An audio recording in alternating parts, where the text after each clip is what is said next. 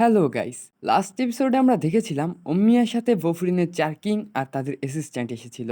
এখন নীরে ওদেরকে দেখে একটু ক্রেজি হয়ে যায় আর ওর মুখ দিয়ে তো আওয়াজই বের হয় না, কিন্তু সাকুরা তো আলাদাই সোয়াগে রয়েছে। এখন নীরে সবার ইন্ট্রোডাকশন দিচ্ছিল। সর্বপ্রথমে এই মেয়েটি, ওর নাম হচ্ছে সুরাকিনো, আর ও জিকোক স্কোয়াডের লিডার, মানে কিং। আর এই মেয়েদের মতো চুলওয়ালা ছেলেটার নাম হচ্ছে মিজুকি, আর ও জোসো স্কোয়াডের লিডার। এই ছেলেটার নাম মোমোসুকি, আর ও কোমুকো স্কোয়াডের লিডার। আর এই যে আমাদের হিরাগি, ওকে তো তোমরা চেনোই, ও টামন স্কোয়াডের লিডার। আর এরা চারজনই হচ্ছে বফরিনের মেইন কিং। এখন ওমেমিয়া ওদের সবাইকে ওয়েলকাম করে আর বলে, তোমাদের সবাইকে আমি ইম্পর্টেন্ট কিছু কথা বলতে চাই। যেমনটা তোমরা দেখতেই পারছো, আমরা এবারও রিপ্লান্টেশন করেছি আর আমাদের এবার হেল্প করেছে সুগিসচা। হিরাগি বলে, আবে গাধা, আমরা এখানে এগুলো বলতে আসিনি। ওমেমিয়া বলে, আরে আমরা সবে সবে রিপ্লান্টেশন শেষ করেছি, আর ওদেরকে এটা বলবো না? হিরাগি বলে, এখানে সব লিডার্সরা এসেছে, তো ওদের দিকে একটু খেয়াল দাও না।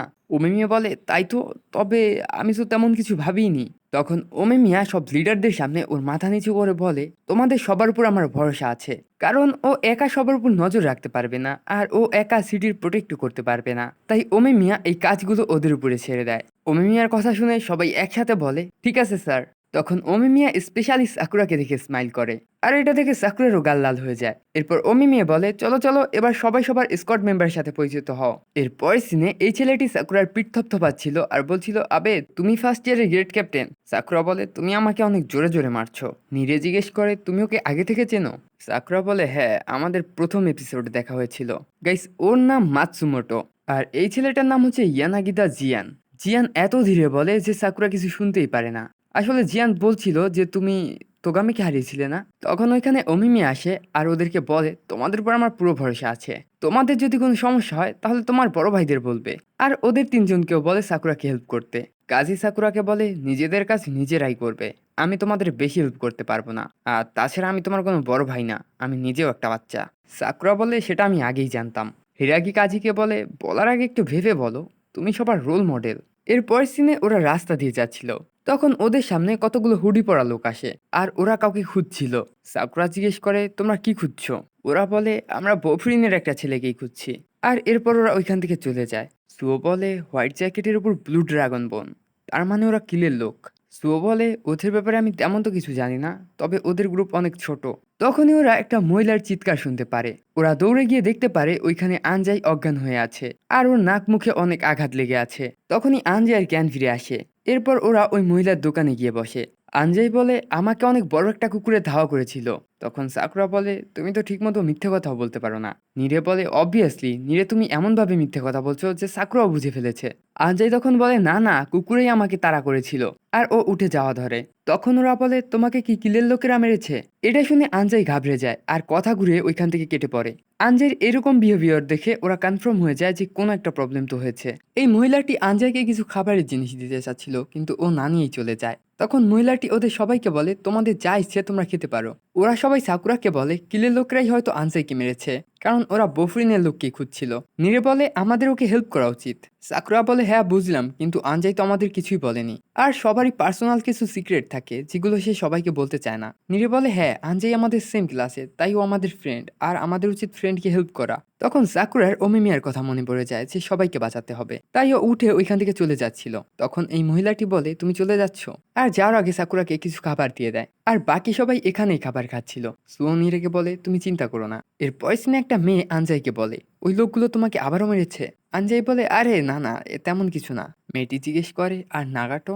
আনজাই বলে, এবারও আমি ওকে আনতে পারিনি। মেয়েটি বলে, তাহলে আমরা ফুরিনের লোকেদের কাছ থেকে হেল্প নেই? আনজাই বলে, না, ফুরিনের লোকেরা টাউনকে প্রোটেক্ট করে, আর এটা আমার পার্সোনাল ম্যাটার, তাই এটা আমাকেই ঠিক করতে হবে। এটা বলে আনজাই চলে যাওয়া ধরে। তখন মেয়েটি ওর হাত ধরে বলে, এর পরের বার আমিও তোমার সাথে যাব।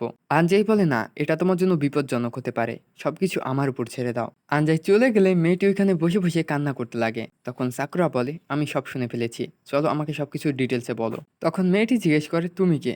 সাকুরা বলে, আমি আনজাইয়ের ক্লাসমেট। মেয়েটি বলে, আমি আর আনজাই চাইল্ডহুড ফ্রেন্ড, আর আমরা ছোটবেলায় এই পার্কেই খেলতাম। একদিন আমাদের সাথে নাগাটো জয়েন করে, আর ও খুবই নরম আর ভদ্র ছিল, কিন্তু আমরা অনেক চঞ্চল ছিলাম। হাই স্কুলে ওঠার পর আমরা সবাই আলাদা আলাদা হয়ে যাই, কিন্তু আমাদের ফ্রেন্ডশিপ ঠিকই ছিল। একদিন স্কুল থেকে বাড়ি ফেরার সময় আমি দেখতে পাই আনজাই একা বসে আছে, আর ওর গালে চোট লেগে আছে। তাই তাই মেয়েটি জিজ্ঞেস করে, তুমি আবারও ফাইট করেছো না? নাগাটো যদি দেখে তাহলেও তো চিন্তা করবে। এরপর মেয়েটি বলে, নাগাটোকে অনেক দিন দেখি না, নাগাটো কোথায়? আনজাই বলে, কিলের এক মেম্বার একজনের পার্স চুরি করে দৌড়চ্ছিল, তাই আমি দৌড়ে গিয়ে ওকে ধরি আর ওর হুডি খুলে দেখতে পারি ওটা আনজাই ছিল। মেয়েটি বলে, নাগাটো এরকম মোটেও ছিল না, তাই আজকে আনজাই নাগাটোকে নিয়ে আসার কথা বলেছিল, কিন্তু ও একা এসেছিল। ও আমাকে হেল্পও করতে দিবে না, ও বলেছে এটা ওর প্রবলেম, তাই ও একাই হ্যান্ডেল করবে। সাকুরা মনে মনে ভাবতে লাগে, তো এজন্যই আনজাই কিছু বলেনি। এরপরও দেখতে পারে যে মেয়েটি কান্না করছে। সাকুরা জিজ্ঞেস করে, তুমি কান্না কেন করছো?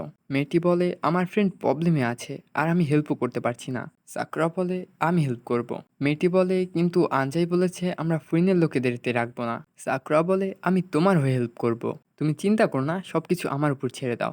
মেয়েটি বলে, তুমি একটা ভালো ছেলে, আর সাকুরাকে থ্যাঙ্কস বলে। সাকুরা বলে, তো তুমি কান্না করছিলে তাই?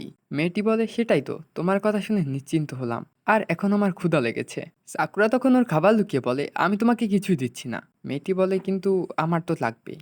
পরের দিন সাকুরা যখন স্কুলে যায়, ও দেখতে পারে আনজাই সবাইকে মিথ্যে কথা বলছে যে বড় একটা কুকুর ওকে তাড়া করেছিল। সুও সাকুরাকে জিজ্ঞেস করে, তো আনজাইয়ের সাথে কালকে কথা বলেছিলে? সাকুরা বলে, তুমি কি বলছো? তখন একটা ছেলে সে আনজাইকে একটা চিঠি দেয় আর বলে, হুডি পরা একটা ছেলে এটা তোমাকে দিতে বলেছে। এটা শুনে আনজাই ঘাবড়ে যায় আর ক্লাসরুম থেকে দৌড়ে বেরিয়ে যায়। সাকুরাও তখন আনজাইয়ের পিছন পিছন দৌড়তে শুরু করে আর আনজাইকে থামতে বলে, কিন্তু আনজাই থামে না। শেষমেশ সাকুরা আনজাইকে ধরে ফেলে, কিন্তু আনজাই তারপর ওইখান থেকে চলে যাচ্ছিল।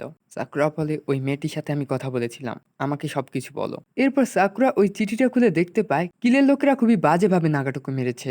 আনজাই বলে, আমি কিলের এক লোককে পার্ট চুরি করতে দেখি, তাই আমি ওকে গিয়ে ধরি আর ওর হুডি খুলি। তখন আমি দেখতে পাই এটা আমার ফ্রেন্ড নাগাটো। নাগাটো তখন আমার মুখে পাঞ্চ করে পার্টসের ওইখান থেকে দৌড়ে চলে যায়। এই জন্য আনজাই জানার চেষ্টা করে যে আসলে নাগাটোর সাথে হয়েছে কি। তখন ও জানতে পারে আসলে কিলের লোকেরা ওকে জোর করে এগুলো করাচ্ছে। টাকা না দিতে পারলে কিলের লোকেরা টাকার বিনিময়ে ওকে মারে। আনজাই গিয়ে তখন ওদের সাথে ফাইট করে আর নাগাটোকে বলে, চলো আমার সাথে। নাগাটো বলে, তুমি চলে যাও, এটা আমি আমার নিজের ইচ্ছায় করছি। তখনই ওইখানে কিলের অনেকগুলো মেম্বার চলে আসে, আর এর আগে কি হয়েছে সেটা তো তোমরা বুঝতেই পারছো। সাকুরা জিজ্ঞেস করে, নাগাটো ওদের সাথে থাকছেই বা কেন? আনজাই বলে, এই ব্যাপারে আমি কিছুই জানি না, তবে আমি এটুকু জানি ওই সময় নাগাটো কান্না করছিল আর আমি ওদের কাছ থেকে ওকে ছাড়িয়ে ছাড়বো। সাকুরা বলে, ঠিক আছে চলো তাহলে। কিন্তু আনজাই সাকুরাকে মানা করে। সাকুরা বলে, আমি ফ্রেন্ড মেম্বার হিসেবে যাচ্ছি না, আমি যাচ্ছি কারণ আমি ওই মেয়েটিকে প্রমিস করেছি। তখন ওইখানে পুরো ক্লাসের স্টুডেন্টরা চলে আসে আর বলে, আমরা সব শুনে ফেলেছি আর আমরাও যাব। সুও সুগিসটাকে উঠিয়ে নিয়ে আসে আর সুগিসটাকে বলে, তুমি যদি না যাও তাহলে ওমেমিয়া হয়তো রাগ করবে যে আমরা সবাই আমাদের ফ্রেন্ডকে হেল্প করছি আর তুমি করনি। সেকেন্ড ইয়ারের স্টুডেন্টরা দেখতে পায় যে এই ফার্স্ট ইয়ারের স্টুডেন্টরা কোথায় যাচ্ছে, আর এর সাথে এইখানেই এই এপিসোডটা শেষ হয়ে যায়। গাইস, এটাই ছিল উইন্ড ব্রেকারের সিজন 1 এর last episode. Maybe next year season 2 আসতে পারে, যদি আসে তাহলে অবশ্যই এক্সপ্লেন করব।